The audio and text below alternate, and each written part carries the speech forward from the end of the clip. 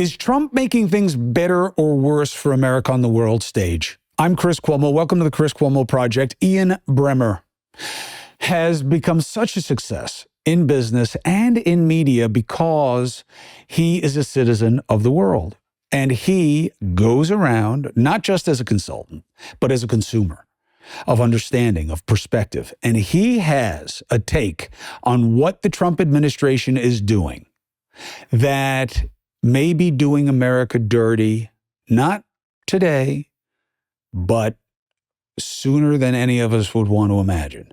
And the idea of isolation, being isolating from progress and what drives the world forward is a really scary proposition. And Ian Bremmer understands it really well in a way that even I can. So here he is with his understanding of where we are and where we're going to be. Ian Bremmer.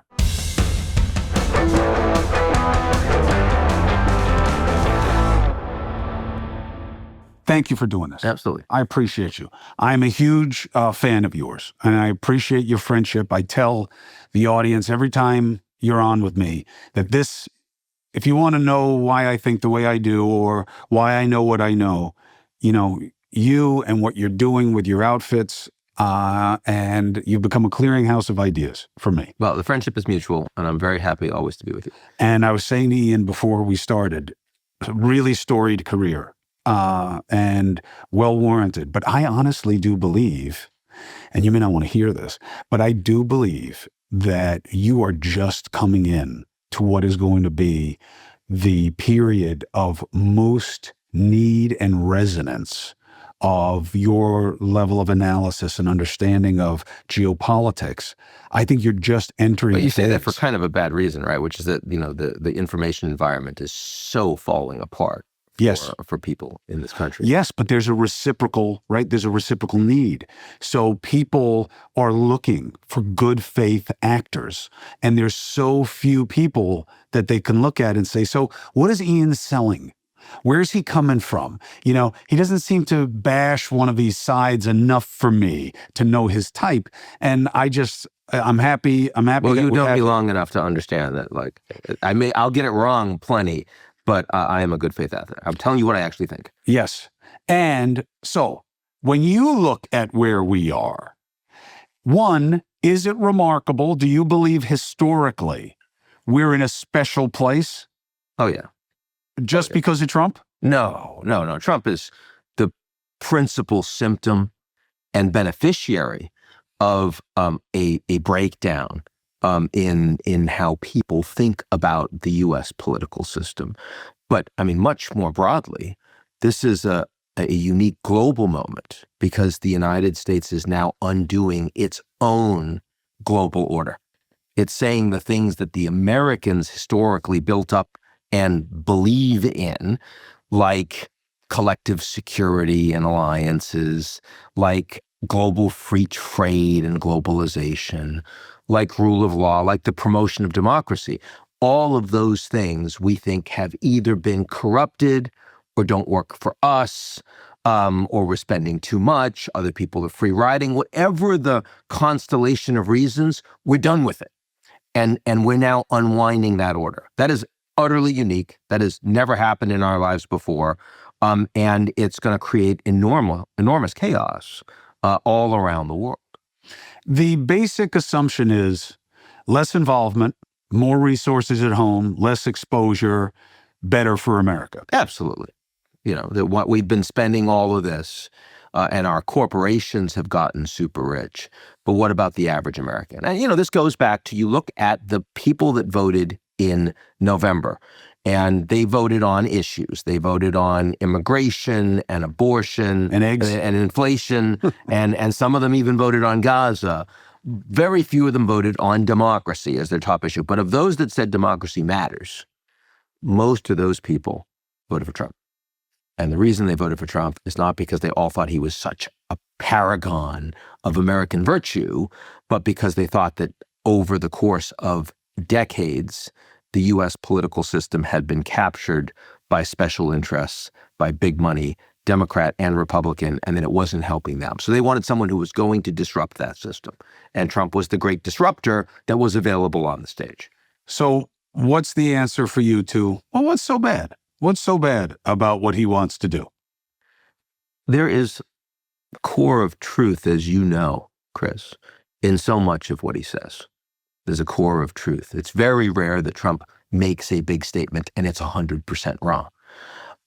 My problem is that when you take a chainsaw to things that you have built up over a long period of time, like NATO, right? You take a chainsaw to the support that you've given Ukraine for 3 years. Take a chainsaw to USAID, right? And you shut down 87% of it. That will have significant long-term unintended consequences, which will hurt us. Won't just hurt the world. Level of confidence in that? Very high. Very high. And by the way, it won't just hurt us. It's also going to hurt lots of other people around the world who I actually care about as a fellow human being. I understand that we should care more about Americans than people that aren't American, but I also feel like being American is kind of a roll of the dice. It's kind of random chance that you and I are so lucky that we happen to be Americans. And I feel like, at least for those of us that are in a position of power, that we have some obligation to do things for more than just Americans. But I wouldn't make this argument with you on this show if it were only about helping people outside this country. I think that we are doing things that will damage us long term. Like? Well, I mean, so many examples. Trump just made these latest announcements on the new tariffs we're going to hit the Canadians in the face with. Our closest friends, the most integrated economy with us globally, and we are making them into an adversary. Canadians don't trust us the way they used to. They're angry with us, and we are undermining our own ability to conduct normal business with, to attract them as tourists, to engage with them in education. All of these things that long term, I think it is good for us to have friends that we don't have to worry so much about. Agreed. So the counter is, Ian, you, Cuomo, you're soft. And I'm softer than you are, Chris. I mean, just take a look. No, you're smarter than I am. I'm not softer. I might not be softer in the head, but the head, very strong, very strong. So they say, you guys, you care, you just care about us more. Canada gets it. Carney, he's a banker. These are tactics. You guys are wringing your hands about tariffs. One, they really haven't been put in place yet. They're not going to be long-term. This is just how Trump gets them to the table. You may not like it, but he won the election. And making his words reality is a mistake. And it's a gratuitous mistake because he doesn't mean it that way. It's not Bill Clinton saying he's going to put tariffs. It's a guy who uses hyperbole the way, you use oxygen. So don't worry so much. That's the counter. I get it from all of his people. It's a useful counter. It applied in a much greater way in his first term, where he was surrounded by people that he needed, who were sensible adults and who were willing and capable of pushing back on him, giving him good information that sometimes he didn't want to hear, and adapting his strategy over time. That is not true this time around. He's 78, so he's a lot older. He was shot in the head a few months ago. That affects you, right? I mean, when someone tries to assassinate you and it's this close, changes your view. So he thinks he has very little time. He has to get things done fast, and he's much more powerful. He's surrounded by people, some of whom are very capable, some of whom should never be in cabinet, but they all are yes men and women. They're all like, you are right about everything, sir. They're not willing to push back. And it's not just cabinet. We see this with CEOs around him now. We see this with a whole bunch of even global leaders, many of whom are scared to push back because they recognize that, they don't want to get hit in the face by the most powerful man in the world right now, right? And he is that.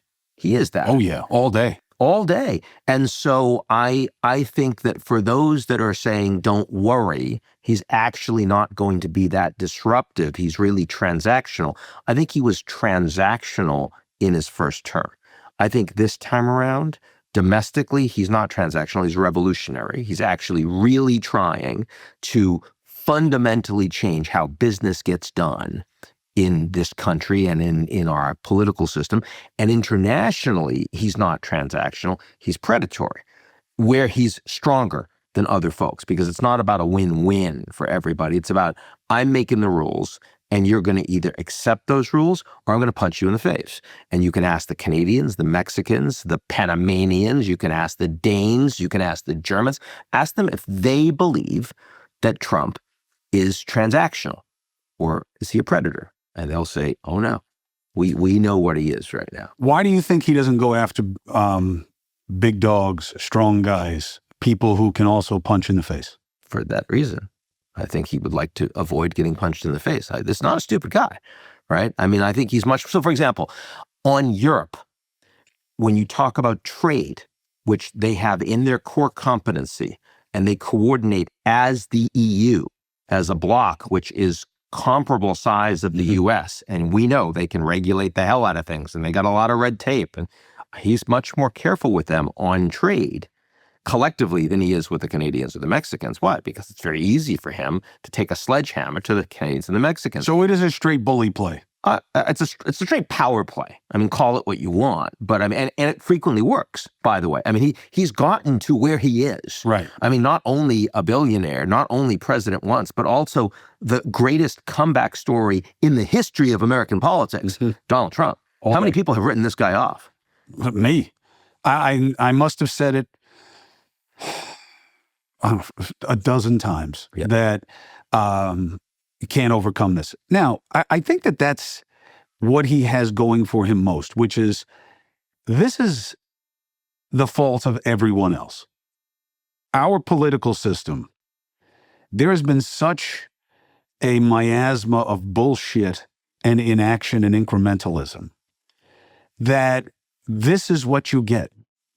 When you have a political system that is inherently corrupted by money, where and was well before Trump became president, and an inside game, and a lot of things don't get worked on, and everything is talk, and they're all kind of on the take one way or another, and there is a chasm between Main Street and Wall Street.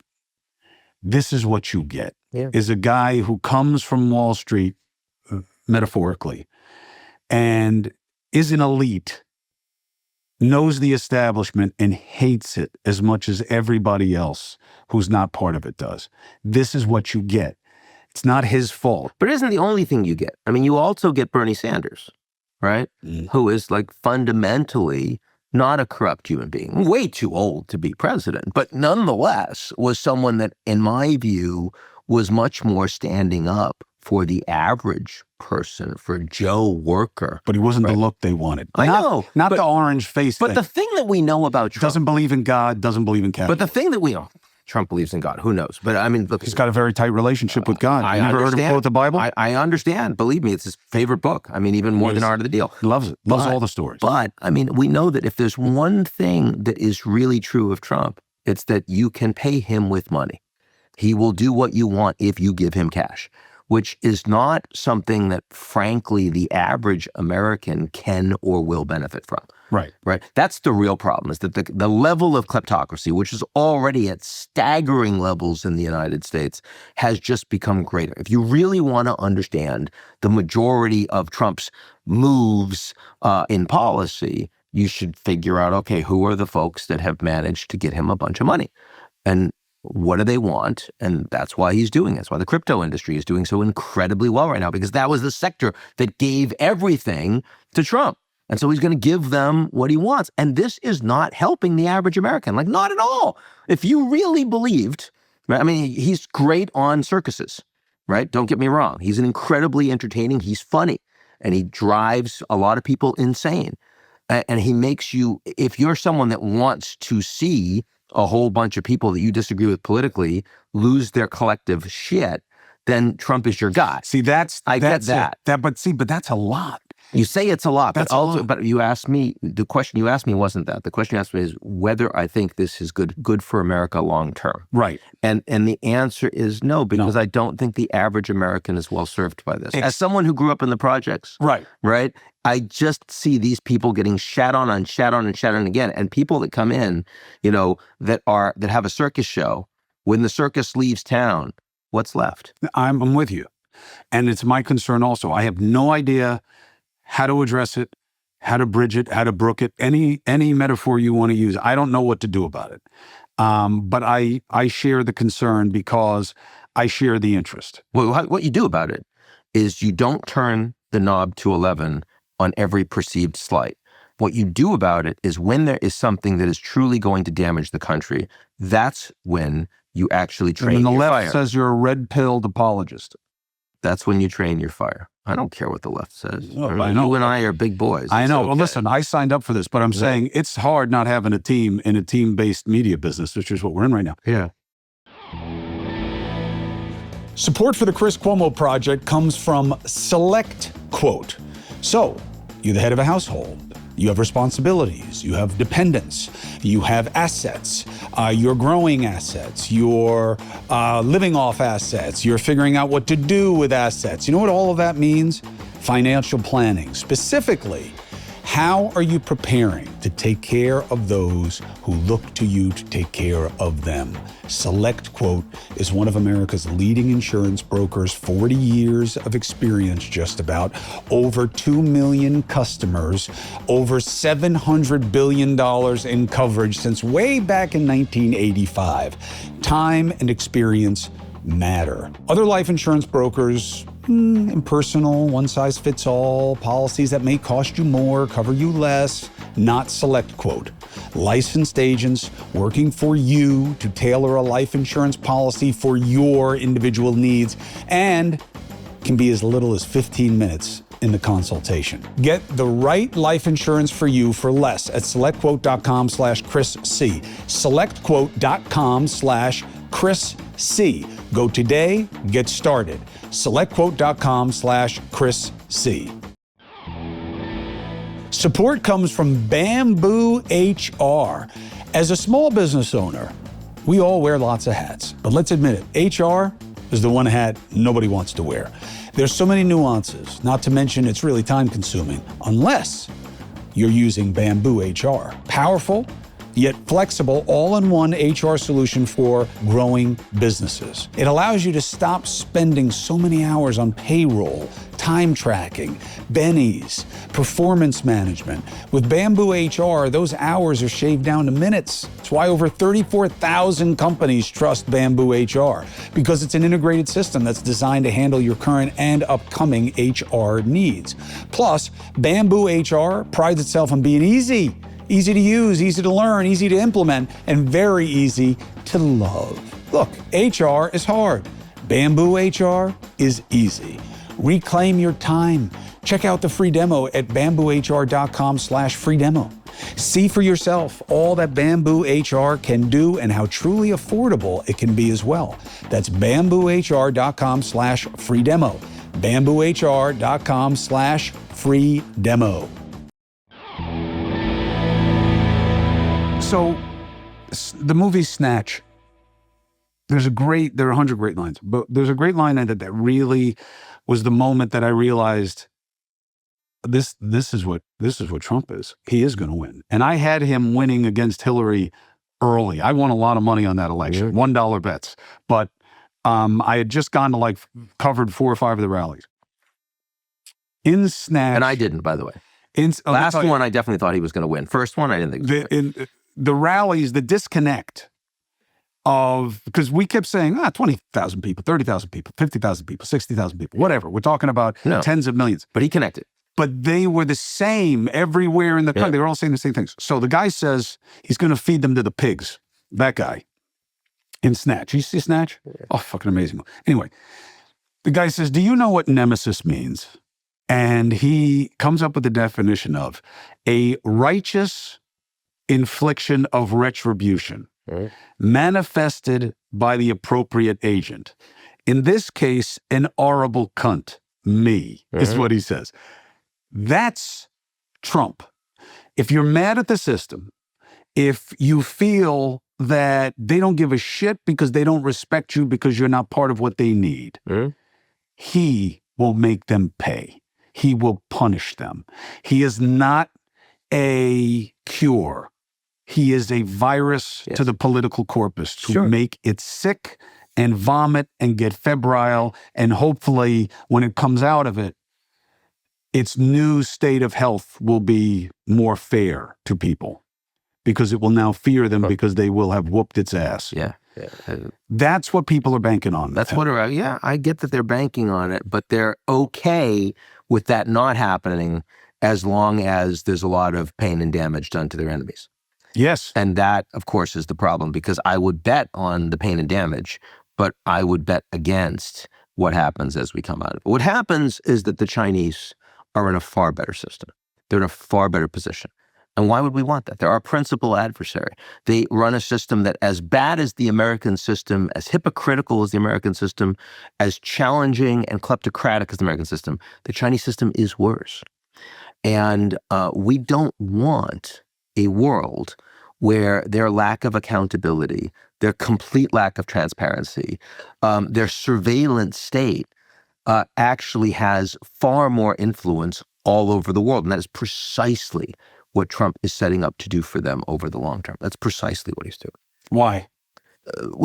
Because the United States, think about it, the billions of people around the world, they have Belt and Road. They understand that soft power matters. They understand that economic investments matter. And the United States takes all those countries and hits them in the mouth. So what Ian is describing right now is an important point that I only know observationally. Every time you go to a major crisis around the world, the Chinese are there building something. I shit you not. Whether it's, and I don't say this so that you think bad things about the Chinese. It's not my point. To me, it's all about advantage. I'd rather have it being built than nothing being yes. built. Like when it was the tsunamis, like people are still pulling people. The earth moving machines, all Chinese. 20 years ago, by the way, that wasn't true.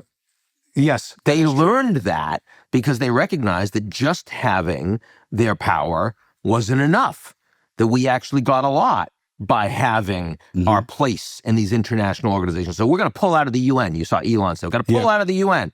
You know who becomes the most important China. in the world? Immediately. All day long. All the appointments, them. They're the ones coming out saying, we're multilateralist, absolutely. Yeah. We love these organizations. Climate change, transition energy. We've got people saying there's no climate change. We're pulling out of Paris Climate Accord. You know who's going to drive all of that? You know, as the best technology at scale for post-carbon energy? China.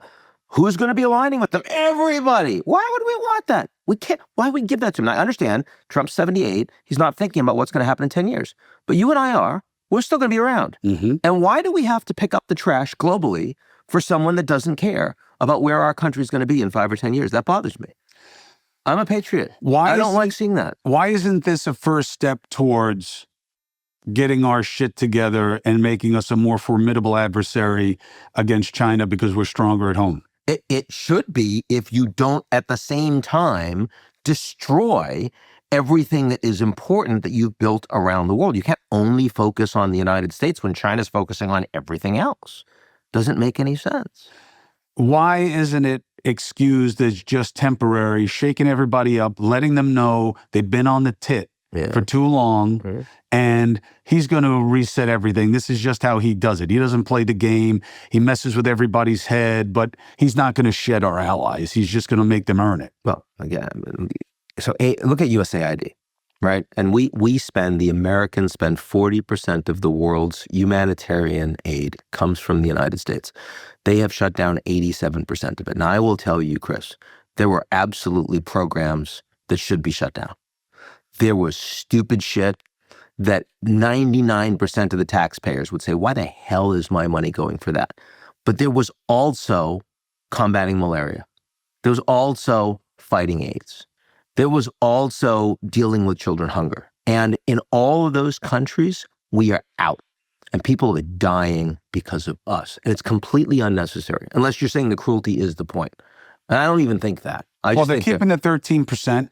Let other people pay more. And let these countries come back to us and ask for it the right way and give us something in exchange. We get all sorts of things in exchange. We have better relations with these countries because we're on the ground. We have political influence. Shithole countries. On the ground. Give us the minerals, give us the oil, give us something, because that's although I got to say, the mineral rights deal with Ukraine is smart because it's going to put a corporate footprint in places that Russia now can't bomb. Because if you bomb and you hit DuPont, you got a real problem. You tell me how many years before a single dollar and a single actual investment goes in. I mean, conceptually, it sounds like you're getting something better. Yeah, of course. I can understand that is what the marketing is going to be, and Trump is a great marketing guy.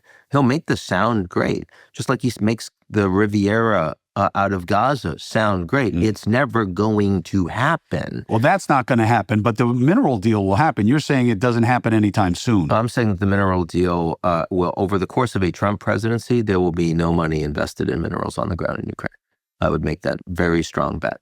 I think that is it is all smoke and mirrors. So how do you see what Tucker and I were chewing on about this, to me, 180-degree turn in what Ukraine is through the lens of America's interests? Well, first of all, I want to thank you, Chris, for your service, for chatting with Tucker so that I don't have to. I think that's very important. You should. It'd be hard for you because, I'm much more of a mouth breather. So, he and I, there's a different level of it.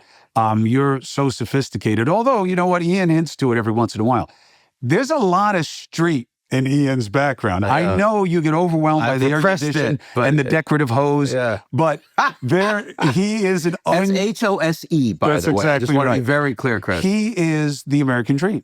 He is somebody who showed that this system can work and create greatness if you have it inside of you and the desire to work it, which is why I've always been such a fan. And I can now be myself, and it turns out this is me, for better and for worse. There's zero artifice. There's no artifice. He must have had a hard time in the hood, but I'm telling you, he got out. It's absolutely. Now I needed to get out because I was going to get my ass kicked. That's very clear, yeah. So the Ukraine paradigm shift, I'm probably oversimplifying, but I really believe it came down to that phone call. And when Trump was in there, the perfect phone, absolutely perfect phone call. So he hated Zelensky because of that. So then he leaves, and I get fired. America falls in love with Ukraine as the new Americans who are fighting the oppressor in Russia the way we did with England. Everybody's got a blue and yellow on. I become so dislocated and so discomfited by what's happening. I actually go to Ukraine on my own dime just to, because it was the first conflict. I remember that. Since 2000 that I had to cover. Yep. And I get it when I'm there, like, wow, these fuckers are really coming together over, like, they're willing to put it all on the line to be free. Yeah, they're really And they have a cultural connection to these guys, and they will fight to the death for this. This is very brave. And now, Tucker Carlson is one of a host of influential people, including our president, who look at Ukraine and see Russia. Well, so I understand, first of all, the United States has spent about $115 billion, on American firms and contractors. So it's, Americans are benefiting from it, but it's the military-industrial complex. The fact that money could have been spent on other things, instead it was spent on defending Ukraine, which is far away. And the Europeans have spent about $130 billion, $135 billion, which is like roughly parity. They're a slightly larger population. Shouldn't they be spending a lot more given that it's right there in Europe? Yes. So that's number one. Number two, over the course of the last 2 years, the lines of the front in fighting have virtually not changed. And like a lot of people are dying. We've gone through Afghanistan for 20 years. We recognize we spent trillions and so many people died senselessly. Well, why don't we stop this, right? I mean, you don't need to say that Zelensky is a dictator, and he's not. You don't need that argument to say we should put some pressure, real pressure, on ending the war. And yes, ending the war means Ukraine is not going to get all their land back, not because we think it's right, but because there isn't a plausible way to get Russia off of that. Now, the problem is not that reality. You and I can have that conversation. And by the way, we could have that conversation with Mike Waltz and Marco Rubio. That would be a smart conversation. The problem is that when you go from there to acting by yourself, not with your allies, because the NATO is more important than Ukraine. And one thing I give Biden credit on, he didn't end the war, didn't push to end the war, but he did keep the allies together with the United States in lockstep. We didn't do stuff away from them. Trump calls Putin for 90 minutes. Allies don't even know he's doing it. Trump gets Ukraine in a room, right? He beats him up, calls him a dictator. Europeans are spending just as much money. What the hell's happened to the alliance? So why wouldn't we want to do this with our friends? You want to end the war? Let's end it together. And we have more influence. We can do that. We can get our friends in a room privately and say, we're going to end this war. Why do you think he's doing it that way? Because he promised to in the campaign, he doesn't understand their need for them, or he believes they want to keep it going? Number one, he doesn't care. I think he thinks the allies are expendable. It's exactly what he did when he pulled the troops out of Afghanistan. You had allies of the United States that were fighting shoulder to shoulder with Americans for 20 years. And Trump ends the war, pulls out the troops, right? And he does a deal with the Taliban. He doesn't engage the Afghan government that were our partners on the ground. And he doesn't even talk to the Europeans or the Gulfies or the rest that had sent those troops to fight with us. Now, the stakes are a lot higher for Ukraine because that's in Europe, but it's the same playbook. It's not like he hasn't done this before. He doesn't care about allies. He's bigger. He's more powerful. He doesn't need to talk to you. He also gets the cover of it being someone else's mess. Afghanistan, Biden all day. Botched, terrible. He had to fix it. He had to save it. Ukraine, Biden let it go on too long. Like Tucker has this line that I've heard from a lot of these guys. Russia won. Russia beat us. We couldn't beat Russia. And it's a really interesting flip of the reality. And I had to remind him in the interview, although I didn't really have to, he knows this.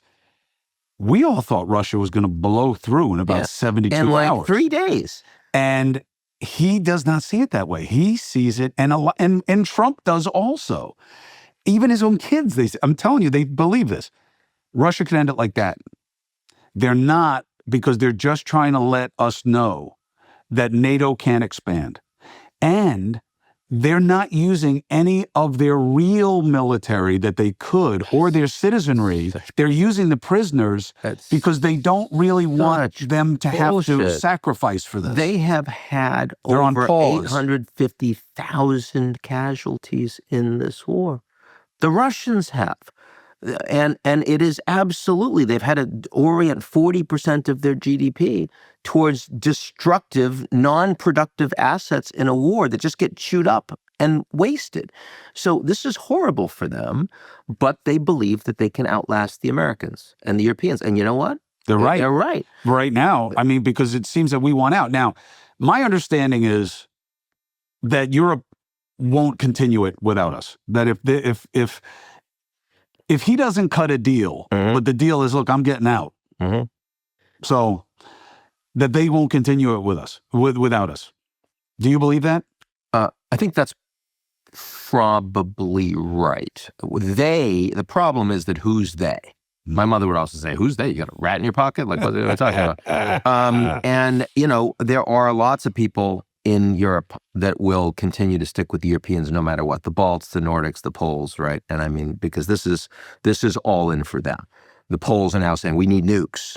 Poles are like already spending, they're moving to 5% of GDP defense spend. That's a lot more than the U.S. spends, right? And Poland's a real country. It's a real economy, right? And they've taken, millions of Ukrainians. Yeah, in Poland. He's an impressive leader, that guy. I got to watch him a little bit up close.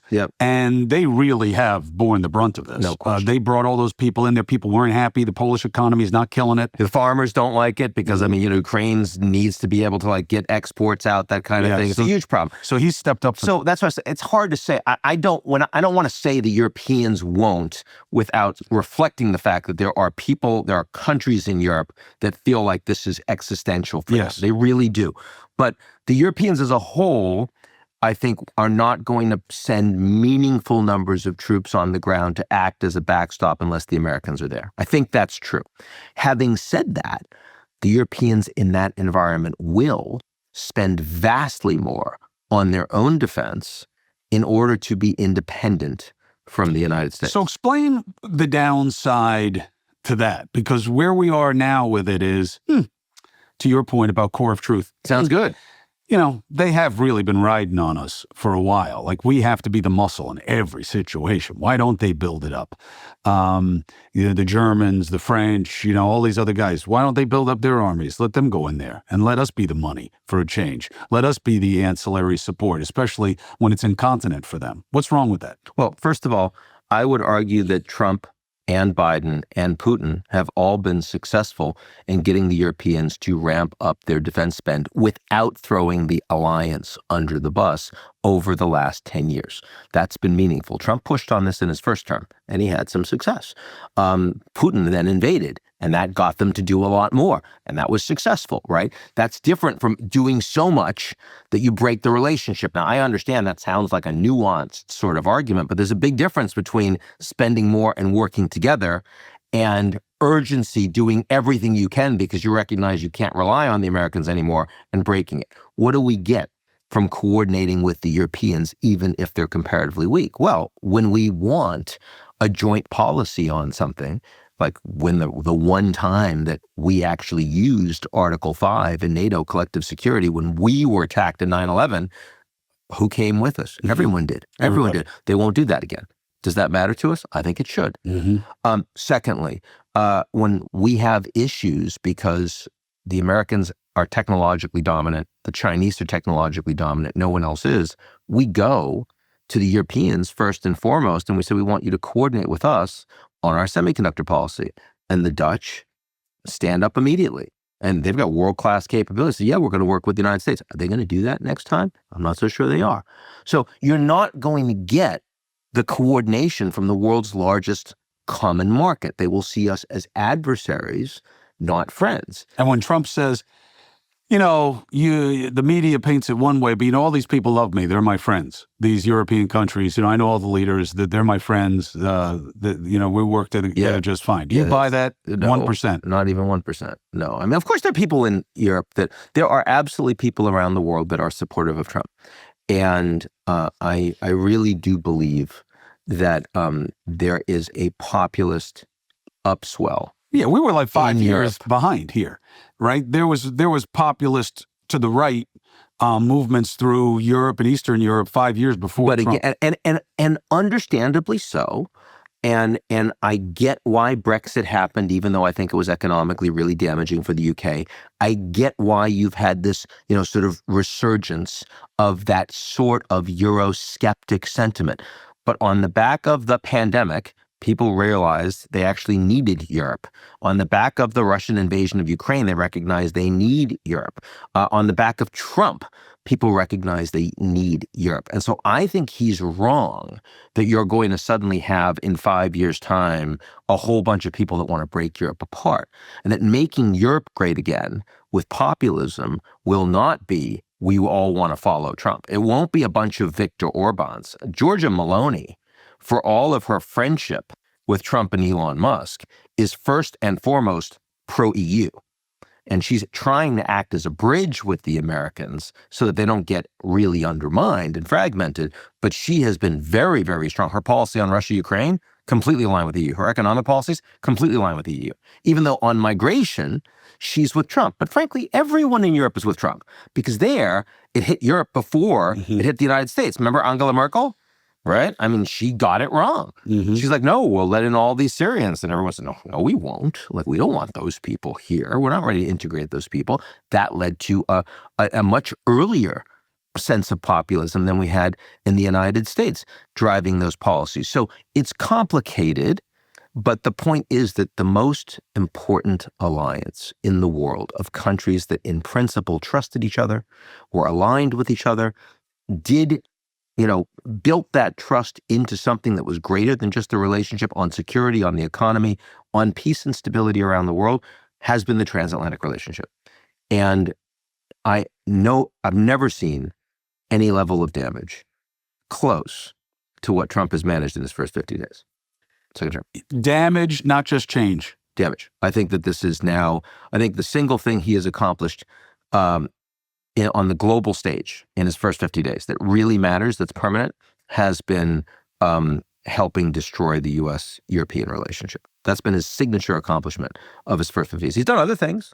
He's gotten a ceasefire in Gaza, Hezbollah, Lebanon, right? He started a trade war with the Canadians and the Mexicans, which will probably lead both of them to ultimately do a whole bunch of things the Americans want. Much easier with Mexico, much harder with Canada because they're in an electoral cycle. Easier with Mexico because she's got 85% approval ratings, the president. But the really impactful thing that he's done on the global stage in the first 50 days has been against Europe. Yeah. And you see no value in the counter that, well, he's disrupted it. He hasn't destroyed it. They're more responsive to us now. They know they have to give more. They have to pull their weight. These are positive changes. Permanent damage. Permanent damage. So you got to understand that the Europeans are getting hit by Trump in three different ways at the same time. First is the trade stuff. And they know that. They've dealt with it before, not surprising, and they're strong and competent on trade. They can handle themselves. But that's one issue. Secondly is on Ukraine. And Trump not just saying, I want to end the war, saying he wants to end the war, coordinating with the Europeans, they would get that. Trump saying, I want to build a relationship with your principal enemy, and I'm going to do it without talking with you, right? That was fundamental to undermining how the Europeans think about the U.S. And then third is Trump and Elon and Vance actually saying that you aren't democracies, that you're our principal national security problem because you refuse to work with these anti-Europeans, particularly in Germany, the AfD, who the Germans see as a neo-Nazi party. So, I mean, just core to their identity for rule of law and for democracy. And instead, the Trump folks saying, you guys are a bunch of woke libtards, and you know that we're not going to tolerate that. So again, it is true that America now is run by a leadership that actually has some fundamentally different values than a lot of European leaders do.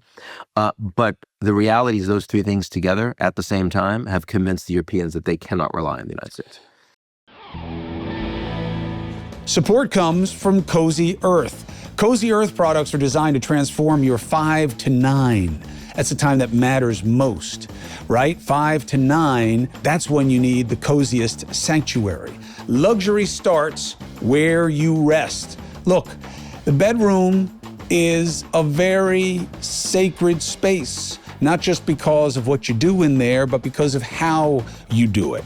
Comfort, temperature control. That's what Cozy Earth's best-selling bamboo sheets are all about. They are so soft. They regulate temperature and 5-star comfort every night and incredible durability and an amazing guarantee. That's why I love them.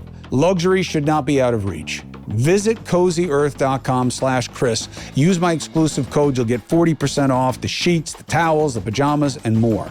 That's CozyEarth.com/Chris. And if you get a post-purchase survey, please tell them you heard about Cozy Earth right here on the podcast, all right? Sanctuary awaits at Cozy Earth. Support for the Chris Cuomo Project comes from Radioactive Media. Business owners, CMOs, how do you plan on growing in 2025? Going to be a lot of uncertainties. So what can you count on? Well, that things will be different, right? The only thing that is a given is change. Why not utilize something remarkable, something stable for your marketing efforts? Tap into the power of podcast and radio reach. In the US, audio reaches more than 270 million people a week. 270 million. That's more than social media and digital combined. My friends at Radioactive Media know the recipe to launch, optimize, and scale performance by building compelling audio campaigns which work, like this one. They believe in the power of radio so much, they even use it themselves right here, right now. That's why they're advertising on my show, because it works. Text my first name, CHRIS, to 511-511. Text Chris to 511-511 or on the web at radioactivemedia.com. Text rates, of course they apply. What do you think motivates Trump's disposition towards Russia and Putin? Well, I think there are a few things. One is that I don't think Putin disrespects Trump in a way that European leaders do. I think that I remember when Trump went to the first G20 back in 2017 when he was first president, and you got all these leaders around the table, and you've got these well-educated elite Europeans that don't respect Trump, that snigger about him when he's not around, and sometimes even within earshot. And he gets the intelligence. He knows what they actually think. And then he sees, just like Obama, by the way, right? And Trump takes that very personally. And Putin treats Trump the way MBS does from Saudi Arabia, treats him just like a normal guy. So number one, I think Trump has a level of affinity with someone who he believes treats him with a level of actual respect. Secondly, I think that Trump sees Russia as willing to play ball with him commercially in the way that the Saudis do, in a way the Europeans won't. I mean, the Saudis have done all sorts of business with Trump family and other priorities that are interesting. They are super transactional in ways that, I mean, corruption is not a thing. It's that the family owns Saudi Arabia. It's an extended family. So they're more than willing. Putin, same thing. So I think that there will be significant, I think the cash register will be open for Trump et al. If a deal with Russia is done. And how transparent will we be? How much will we find out? I have no idea. But I suspect that plays into this. And then thirdly, is the fact that Trump sees himself as a deal maker. He doesn't like Ukraine for reasons that you and I have already spoken about. And Putin has reasons to want to do a broader rapprochement with the United States. He hates, there's an alignment between Trump and Putin on Europe. The biggest difference between Trump and previous American presidents is that Trump thinks that a strong EU is bad for the United States. Well, I happen to think a strong EU is good for the US. In a fragmented world, I think having large countries that are powerful, that are basically aligned with rule of law, is good.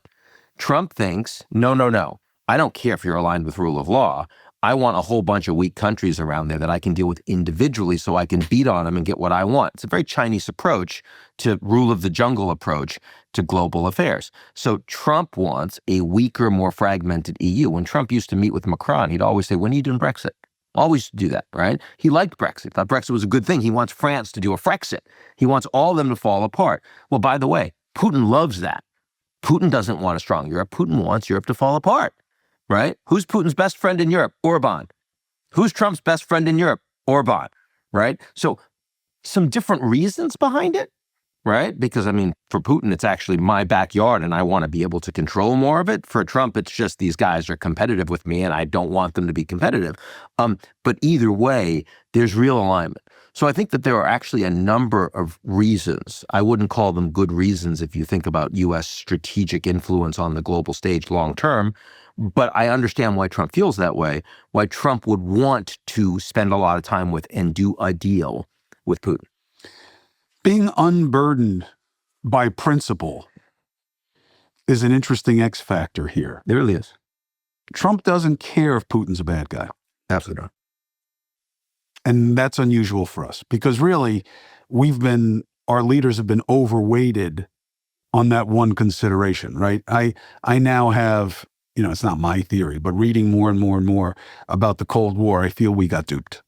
I feel that it was a way to build up the military industrial complex. They have nukes, but not really tactical nukes. And they were never going to be formidable against us. And it was just a way for us to build up against them and create 50 years of stupidity that were unnecessary. And the CIA estimates of Soviet strength were massively overweight. I remember when Sam Nunn and Dick Lugar were cleaning up the nukes. Yeah. And they contacted somebody at ABC. And they wound up sending me to outer Siberia, which may have been just the goal all along, to go to this place called Shucha and to survey the nukes that they were collecting. Yeah. And I remember showing up there, and this was in, I don't know when it was, late 90s or early 2000s, something like that, early 2000s. And they're keeping them in a barn that has a wax seal on the door. Yeah. And I noticed that the soldiers had mix-matched uniforms, and very few of them were armed. And I was talking to the guys. I was like, is this because we're in outer Siberia and who the fuck is coming here?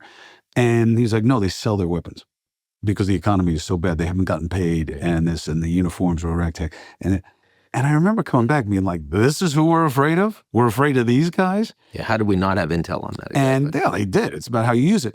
So how do you see what's happening in our country right now? Where are we? How is this going to be remembered? Well, the U.S. is the strongest economy in the world. That's still true. I worry that a China that actually isn't the Soviet Union, they're a smaller economy than we are, and they're only middle income, but their ability to actually create world-changing technology is at our level. So we have a serious competitor now, very different than the Soviet Union was, and that we need to take more seriously. And that means that we need to invest intelligently in our country and also globally, because that's what they're doing. But do you see any indication? We seem to be criticizing ourselves right now. We seem to be reevaluating. I do believe that there's a mistake, which I may be part of, by the way. I'm giving.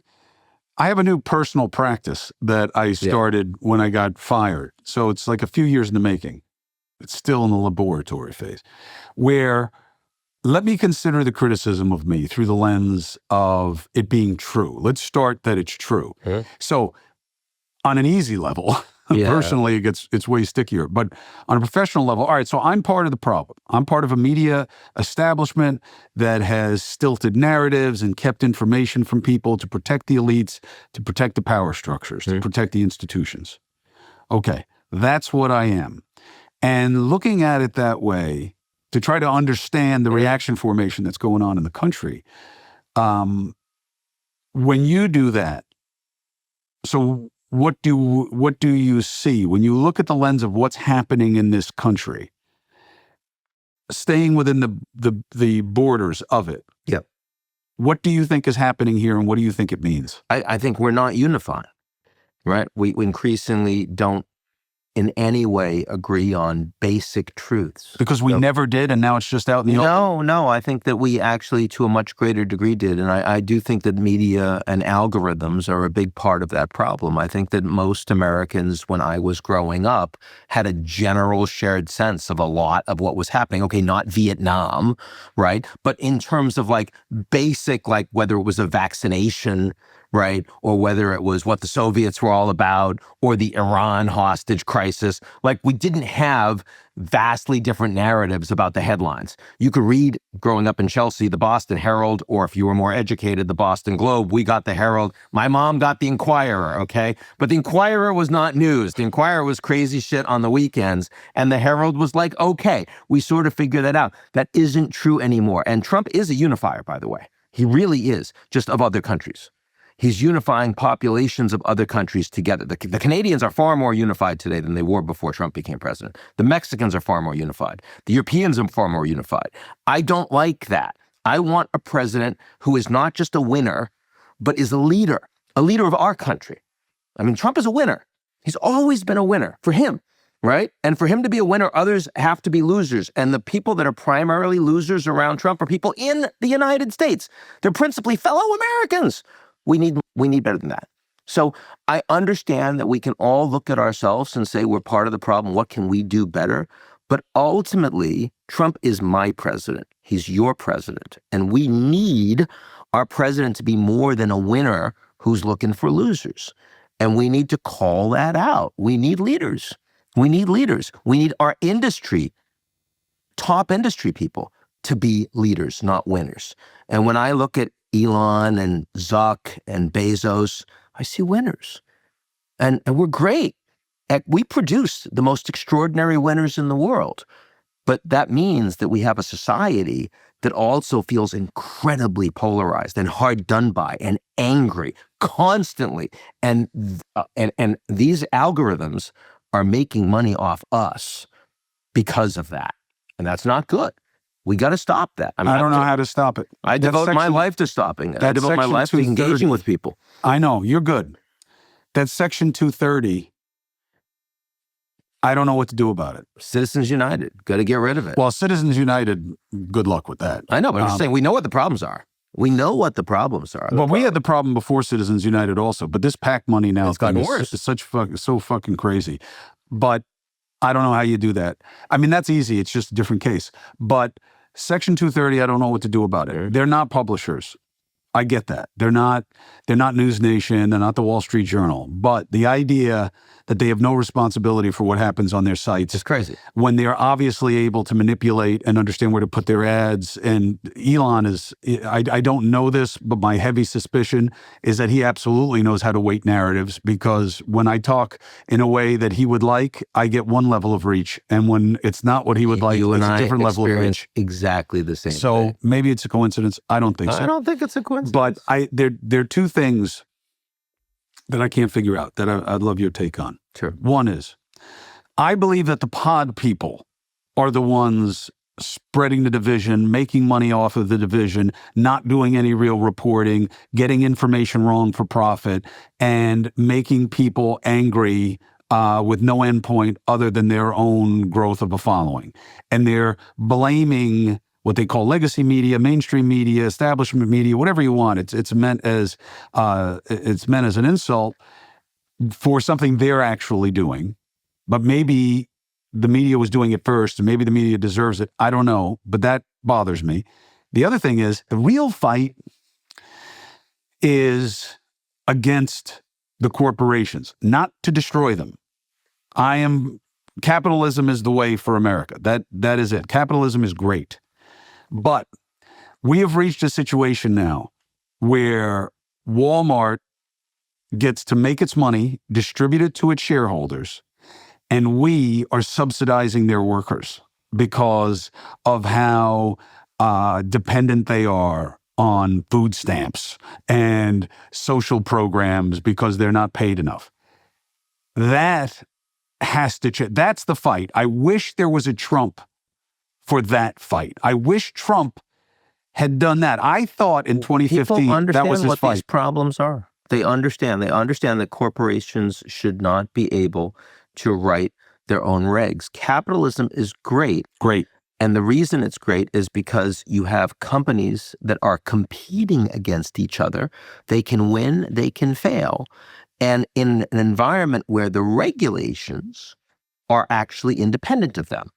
They're not written by them. Right. They're not captured by them. And by the way, capitalism means that you can fail. Capitalism means you need to pay when you are creating costs. Mm-hmm. You're not just capitalist with your profits. You're capitalist with your losses. So if you pump carbon in the atmosphere and there's a cost to that, or if you take, water for free and it belongs to the taxpayers, there's a cost to that. Those costs need to be on your books. That's what capitalism is. We don't have that. What we have are capitalists with profits, and suddenly they become socialists when there are losses. Yes. Right? That's not capitalism. So, and people are angry about that. That's what I wanted him to fight. And he's not fighting that. And Bernie's answer... He's not remotely fighting that. Bernie's answer was socialism. That doesn't work. You can't even use the word. Even though Social Security and other entitlement programs are socialistic in their nature and design, you can't use the word. I agree. Okay? So you can't use that word. And the Democrats have made that mistake many times over. But that's what I hoped he was going to take on, is that you don't get to have me support your workers while you're dividing profits. Look, if Trump wants to get rid of all of these illegal immigrants, which is very, very popular in the United States, let's make it a serious problem for the corporations that are hiring them. Yes. Let's actually go in. Why is 98% of Trump's invective focused on the people who are doing everything they can to get in because big corporations are very happy to pay them illegally? It seems to me that if you really wanted to solve the problem, you'd go after the driver of the problem. I thought he was going to do that because when you talked about, to the extent that Trump is completely responsive to flattery, yeah, those guys think he's a dope. Nobody attacks Trump more than the corporate class. They think he's a joke. Yeah, they don't respect him as a businessman. Even more responsive to money than he is to flattery. I guess that's it. Turns out, and that's why he's such an effective businessman in this environment. Because nobody disrespects him the way those guys do. Yeah, maybe. You talk to guys on Wall Street, they think he's a joke. They think he's a clown. You talk to the tech bros when he's not around. Musk is different because his personality disorder, his autism makes him a tough read. But they think he's a joke. He doesn't understand. I mean, you're around those guys all the time. They are intellectual snobs. You know, they want to be better than one another. They want to be more fit. They want to be smarter. They want to say that they're in Mensa. They want to play stupid games that they send to each other to see who solves it faster. They think he's just a complete zero to them. And I thought that would have harnessed his inner drive to bring them to heel. But Haven't seen it. I mean, look, there's obviously a fight between the globalists around Trump, Elon plus the tech bros, and a lot of those that have spent a lot of money to get access, and the original core MAGA types, Steve Bannon et al. And Bannon said in the first term that he was a damaged vessel. Mm-hmm. And I think that's an appropriate way to look at him back in 2017. 2025, when Elon is driving like all of these outcomes, then, I mean, you would have to argue that the globalists that are capturing the environment are doing a lot more and they're having a lot more impact than core MAGA. And in that regard, again, my expectation, this is what my mother would have always expected, can't trust any of these people. It's not just you can't trust the establishment. You can't trust the people that come in and tell you they're not the establishment because they become the establishment really quickly and they forget about us. And that's why a lot of these people don't vote. That's why a lot of these people don't care. That's why a lot of these people believe, a lot of young men.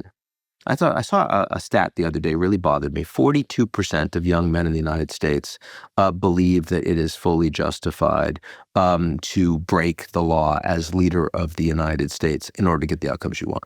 Because they think you can't actually, the system is so broken that you can no longer work within it. When you have that number of young men that feel that way, you got a problem. We created that problem. We are hurting young men in this country in a big way. I am not the most articulate person on that problem, but I see it all the time. Well, it's hard to get more polished on it because every time you say it, you have a significant part of the media culture attack you. Yeah. As you're lucky if you just get an eye roll and a little baby violin playing that, oh yeah, poor men, they're just in control of everything. But I got to tell you, as a father of a young man and of two young women, it is way easier to empower the young women than the young man. He is doing okay, but I see it in him and his friends. They do not see bright futures for themselves. Yeah. Anyway, Ian Bremmer, always a pleasure. Good to see you. You are just value added. Thank you for helping us understand the world around us. Thank you for the food for thought. Thank you for what you're doing with your companies. Thank you for what you're doing with your social media. And thank you for the gift of your friendship. We'll do it again soon. Look forward to it. Appreciate it, Ian.